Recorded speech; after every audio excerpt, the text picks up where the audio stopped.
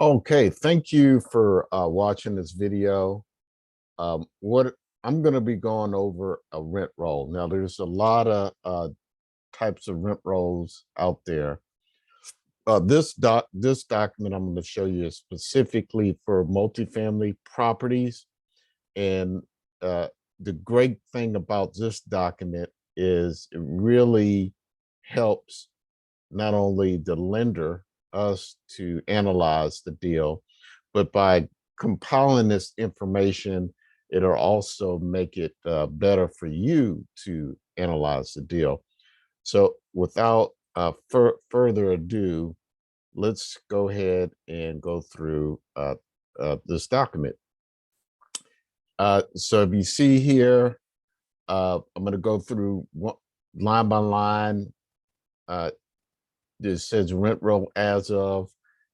Typically, it's usually at the end of the month, as I'm videotaping this is February 4th, 2020. So the end of the month, January 31st, would be a good one. But usually at the end of the month would be best. And then, of course, the property address, city, state, and zip code. The total number of units. So this is a multifamily. So how many apartments, how many condo unit, how many units that the individuals or families stay in. And as of this date, and this is all as of whatever date you put this here, what is the number of vacant units, no number of units, the total number of vacant units.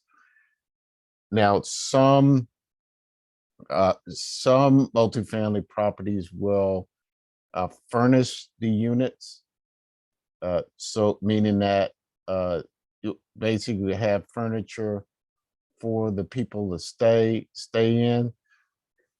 Uh, Maybe it'll be professional individuals that go through the information. So what is the number of furnished units there, and the number of unfurnished units?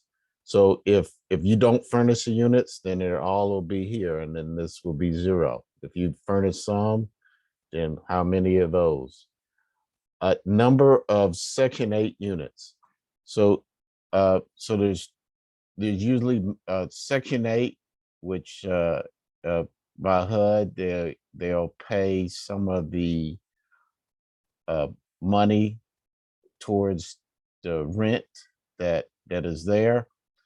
So number of those, if there's none of those, then you just put zero. That's we would call that market rent, where it's just regular market rent. Individuals that come and rent the property, but not through some public assistance program. So the apartment number, so that we can differentiate each of the different units. So what is that number? Usually numbers or letters right there. The tenant's name, or maybe it's multiple tenants, but uh, we want to be able to differentiate whatever's on that lease. The number of bedrooms, BDR, and then baths. And so you put, so let's just say three bedrooms and two baths. And so you put that in there, 3 bedrooms and then 2 baths right there. That's what you would do. All right. The square footage of that unit, you put that in there, and the total rent. So if you do have Section 8, so it's the total amount of Section 8 and the market rent. So typically, Section 8 properties, some of that rent will be paid by uh, the HUD, and then the rest, the tenant pays the rest, or some Section 8 pays the whole thing.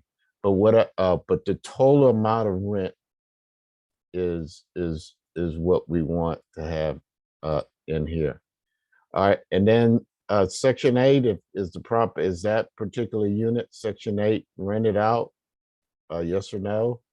The subsidy amount, so that is the amount that Section 8 is paying, and here's the total, and then the tenant rent. And so obviously the total amount will add up to uh the amount. And I believe it populates it. So let's say if it's $1,000, there you go. So you have subsidized rent as well as. So original occupancy date, typically that is the rental income. The current what was put on the lease agreement. So the original lease agreement typically is around the same time. Obviously, they moved in. The current lease expiration, or month to month. So some at the end of the lease, they ended the lease and now they're just doing month to month. So what was that? What is that? Is the lease going to end at the end of the year, whatever date that is? And you may need a copy of the lease to find this information out. To do that, last rent increase.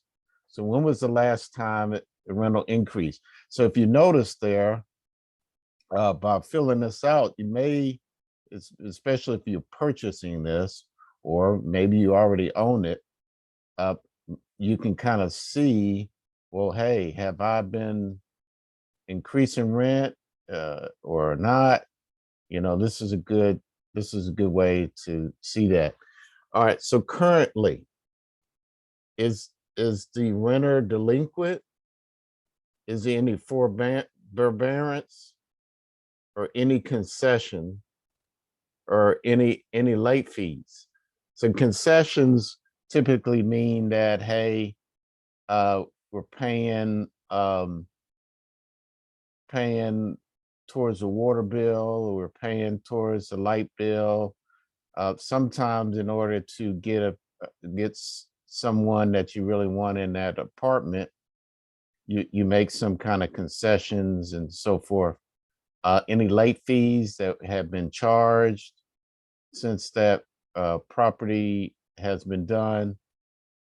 So this, if you notice, this is a really good way to determine the whole amount. All right. So what is included? What is included in the utilities down here in the? So is electricity? Is garbage pickup? Is cable TV, water, gas, heat? I know in most rental properties, sometimes water is included, or sometimes cable. Whatever is included in there. Is the property subject to rent control?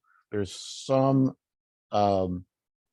places within the country where you can't raise the rent a certain amount or certain times of the year. Now, if there's some inconsistencies or something like, let's say, hey, apartment unit A or 1A has all this, but apartment 2D does not, that's where you write that here in the comments. And then, of course, you sign it. And then the good thing about this is it the information should auto populate in here. Sorry. By putting it in here. All right. Well, hey, thanks you for watching this video. Another video you may want to consider watching is the operating schedule, or the operating financials. It's like a profit and loss statement for the for the property, which is a little different than this because there might be some overhead expenses that are not expressed on here. But thank you for watching this video. Definitely go to fundsforinvestor.com to get this particular document that you can use for your business, and of course to send to us to help finance this thing for you. All right. Thank you and have a great day.